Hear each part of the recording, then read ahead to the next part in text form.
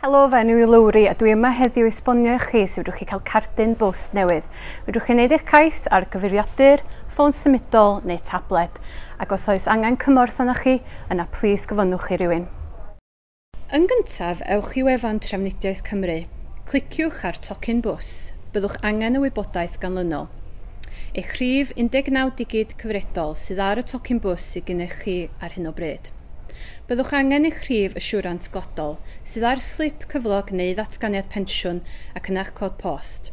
Defnyddiwch y cod post lle cofreswyd eich tocyn gwreiddiol os gwelwch yn dda. Cofiwch adael bwlch wrth nodi'ch cod post. Byddwch hefyd angen nodi eich dyddiad geni. Yna lanlwythwch lun newydd neu gallwch defnyddio un cyfredol. Os ydych chi'n defnyddio llun cyfredol, gwnewch yn siŵr ei fod yn debyg iawn i sut rydych chi'n edrych nawr.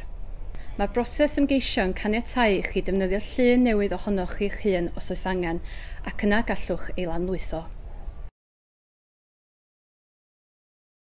Yn olaf, ewch i'r sgrin lle gallwch rhoi eich enw diwisol yn y maes enw'r hoffech ei ddefnyddio, yn hytrach na eich enw llawn.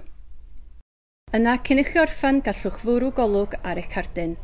Mae opsiwn i ychwanegu breil hefyd. Gwnewch yn siŵr eich bod chi'n nodi eich dewisiadau iaith a marchnata. Mae'n rhaid i chi gytuno i'r telera ac amodau cyn cyflwyno'ch cais.